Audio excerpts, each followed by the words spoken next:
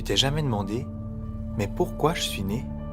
Tu sais, ces soirs où tu es assis sous un ciel étoilé, en te posant la question, mais c'est quoi le sens de tout ça? La Bible dit que tu fais partie d'une histoire magnifique. En fait, cette histoire ne tourne pas autour de toi. C'est beaucoup plus grand que juste toi et moi, plus grand que nous tous. C'est aussi grand et merveilleux que Dieu peut l'être.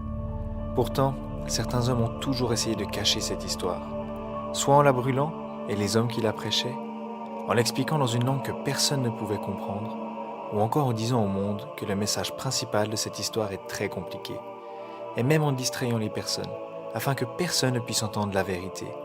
Mais pourquoi? Parce que la vérité délivre. Elle délivre les personnes d'efforts religieux, et leur explique comment trouver une pleine liberté et une pleine satisfaction dans un Dieu plein de grâce. Et une personne libre et satisfaite est difficile à manipuler. Mais la Bible n'est pas si difficile à comprendre. Et c'est ce qu'on aimerait te montrer avec cette série de vidéos. Par contre, avant de commencer, ne considère pas mes paroles comme la vérité, mais contrôle toujours si ce que je te raconte est en accord avec ce que la Bible dit. La parole de Dieu n'a pas besoin d'interprétation humaine. Elle s'interprète d'elle-même. Elle nous le dit dans la 2e épître de Pierre. Sachez avant tout qu'aucune prophétie de l'Écriture n'est une affaire d'interprétation personnelle. Un verset de la Bible va donc nous aider à en éclairer un autre. Ce qu'on veut dire, c'est qu'il n'est besoin d'aucune opinion humaine. Même Paul, qui sans aucun doute avait la compréhension la plus profonde des pensées de Dieu, et qui a d'ailleurs été utilisé pour compléter cette parole, même lui avait le danger d'exprimer un avis personnel au lieu d'expliquer simplement ce que la Bible dit. Les croyants qui l'écoutaient accueillaient cette parole avec beaucoup d'empressement, et ils examinaient chaque jour les Écritures pour voir si ce qu'on leur disait était exact. La Bible fait donc seule autorité, non pas ce que je te raconte, non pas non plus qu'un prédicateur pourrait dire, ni qui que ce soit. Si ce n'est pas dans la Bible, ce n'est pas une vérité biblique, et par conséquent ne porte aucune autorité morale. C'est aussi simple que ça. Bon, allons-y. Genèse 1, verset 1. Quoique encore une chose, ne lis pas la Bible sans avoir prié avant. Donc mets la vidéo sur pause un moment et demande à Dieu qu'il se révèle par sa parole. Personnellement, j'arrive pas, mais si tu es multitâche, tu peux aussi le faire pendant que je parle. Au commencement, Dieu créa les cieux et la terre. La terre était informe et vide. Il y avait des ténèbres à la surface de l'abîme, et l'Esprit de Dieu se mouvait au-dessus des eaux. Et Dieu dit que la lumière soit, et la lumière fut. C'est vrai que c'est assez poétique, mais c'est quand même relativement mystérieux.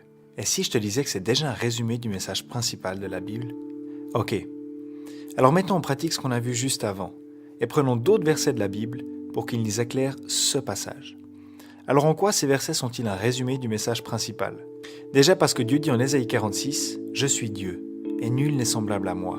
J'annonce dès le commencement ce qui doit arriver. » Donc même si la vérité se dessine dans chaque livre de la Bible, Dieu nous dit que dès le commencement, l'essence même du message s'y trouve.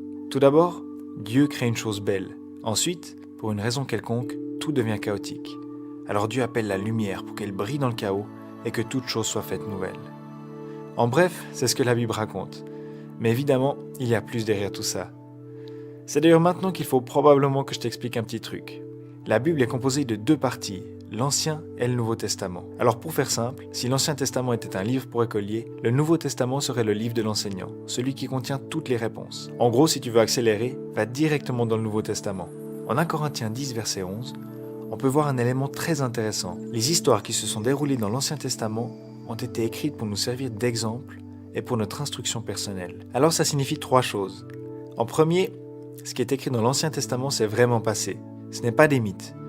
Deuxièmement, ces histoires sont des types, ou des images d'une réalité spirituelle plus élevée. Le mot grec utilisé pour exemple ou type est typos. C'est d'ailleurs de là que devient le mot typique. Donc c'est une image d'une réalité spirituelle plus élevée. Par exemple, en Jean 3,15, on peut lire « Et tout comme Moïse a élevé le serpent dans le désert, il faut aussi que le Fils de l'homme, Jésus, soit élevé afin que quiconque croit en lui ne périsse pas, mais qu'il ait la vie éternelle. » En fait, ce serpent élevé sur un bout de bois n'est qu'une image d'une vérité bien plus profonde. Jésus sur la croix. Si on parle en langage biblique, le serpent serait un type, et Jésus serait alors l'antitype. Troisièmement, c'est présenté de cette manière pour notre instruction personnelle.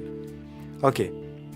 Alors si nos versets de la Genèse sont un type, est-ce qu'il existe aussi un verset dans le Nouveau Testament qui contiendrait un résumé du message biblique et serait alors un antitype? C'est clair qu'il y en a un. On peut le lire dans Jean 3,16, juste après l'histoire du serpent. Dieu a tant aimé le monde qu'il a donné son Fils unique afin que quiconque croit en lui ne périsse pas, mais ait la vie éternelle. Ok, alors il ne reste plus qu'à mettre les pièces du puzzle ensemble pour qu'on puisse voir cette solution. Dieu créa toutes choses de manière parfaite et belle, mais on a préféré vivre à notre manière, ce qui a moralement amené le chaos. C'est ce que la Bible appelle le péché.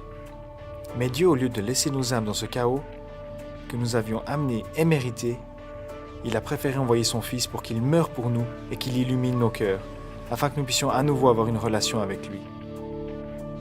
Alors ce qui serait génial, c'est qu'il y a un verset du Nouveau Testament qui montre clairement que la lumière présentée dans la Genèse est une image, ou plutôt un type, du Seigneur Jésus illuminant nos cœurs.